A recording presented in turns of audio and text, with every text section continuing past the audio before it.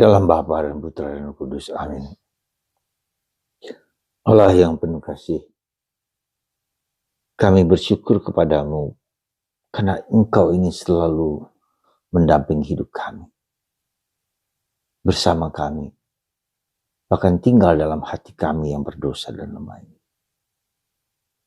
Sungguh mengagumkan keinginan dan kerinduan hatimu, supaya kami jangan sesat dan supaya kami sampai kembali kepadamu. Bantu kami ya Bapa untuk setia mendengarkan kehendak-Mu. Terpujilah nama-Mu kini dan sepanjang segala masa. Amin. Para saudaraku terkasih dalam Kristus, dalam bacaan pertama kita akan mendengarkan bagaimana wanita-wanita menerima kabar gembira. Paulus datang ke Filipi dan di sana dia bertemu dengan seorang wanita pedagang kain ungu, dan berarti wanita itu yang bernama Lydia adalah termasuk orang yang kaya, dan dia terbuka terhadap sabda Allah, ya, dan dia membujuk supaya Paulus tinggal bersama di rumahnya. Ya. Saya mau mengajak Anda untuk sejenak melihat, mengamati. Ya, kalau Anda perhatikan di banyak gereja, hampir di semua gereja, peranan wanita itu sangat signifikan ya, daripada pria. Bahkan katakanlah di dalam budaya Batak ini para wanita jauh lebih bersemangat, bergairah, dan banyak kegiatan dilakukan oleh para wanita. Sedangkan para pria kebanyakan ya ada banyak juga, tetapi tidak melebihi para wanita. Lebih dominan peranan wanita di dalam gereja. Dan kita bisa lihat juga ketika Yesus, ya, para rasul ya tentu mengikuti Yesus, tapi ketika dalam penderitaan para wanita lebih tangguh. Hanya Yohanes yang dampingi Yesus ketika Yesus dalam keadaan diperlakukan tidak adil dan disalibkan. Sedangkan para wanita justru jauh lebih banyak. Dan wanita lah yang mendapat kehormatan untuk menerima, melihat Yesus bangkit. Nah, pertanyaannya bukan bagaimana kita gereja ini mengembangkan diri dengan para wanita, itu nggak perlu diperhitungkan. Tetapi bagaimana menurut saya para lelaki itu mendapatkan lebih bersemangat, lebih bergairah dalam hidup mereka. Ini tantangan besar terutama di dalam budaya Batak ya. Di dalam budaya Batak sejauh saya lihat memang kalau ada doa lingkungan, kalau ada doa rosario, kalau ada kegiatan gereja, para lelaki kurang daripada para wanita. Dan itulah panggilan kita, misi kita adalah bagaimana menaklukkan para lelaki. Saya kira ini suatu pertanyaan yang harus kita persiapkan dengan baik. Ya. Itu yang pertama. Yang kedua, bacaan Injil hari ini menunjukkan kepada kita suatu yang bagi saya luar biasa, bahwa Tuhan itu mau dekat dengan kita. Tuhan itu mau mendampingi kita. Tuhan itu bersama kita. Tuhan itu ingin supaya kita mendengarkan suaranya dan kita jangan tersesat dan akan seharusnya kembali kepada Sang Pencipta kembali. Di mana aku berada, di situ pun aku berada, kata Yesus.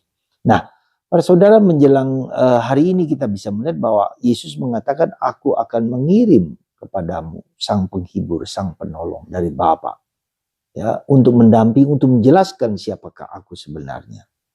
Nah, disinilah kita melihat Allah Tritunggal Maha Kudus, ya, dan kita tahu Allah Tritunggal Maha Kudus ingin sungguh-sungguh Dia tinggal dalam hati kita, menemani kita, mendampingi kita. Maka Dia dalam pewahyuannya kepada Maria, Immanuel, aku akan menyebut anak ini Immanuel, Tuhan beserta kita. Ya, dan itulah panggilan utama Allah, hadir bersama kita, mendampingi kita. Dan menjelang pada Pentakosta ini Yesus mengatakan, aku akan memberikan Roh Kudus, Roh Penolong, Roh Penghibur kepadamu. Ya, dan Rohnya lah yang akan menerangkan siapa Yesus sebenarnya. Luar biasa. Bagi saya yang paling penting adalah kita tidak sendirian. Kita tidak sendirian. Tuhan bersama kita, mendampingi kita, menguatkan kita, menyegarkan kita. Luar biasa. Maka mari saudaraku terkasih dalam Kristus, kita mohon supaya kita dapat mengalami Kristus, kehadiran Tuhan Dan tidak hanya mengalami kehadiran Tuhan, tapi mendengarkan kehendaknya dalam diri kita. Bukanlah yang gampang. Sekali lagi, mendengarkan suaranya dan melaksanakan apa yang dia inginkan bagi kita. Mendampingi kita. Ya. Ya. Supaya kita tidak tersesat. Supaya kita berada dalam jalur yang benar. Dan kita juga bukan hanya itu, tapi mendengarkan apa yang harus kita lakukan demi kebaikan umat manusia.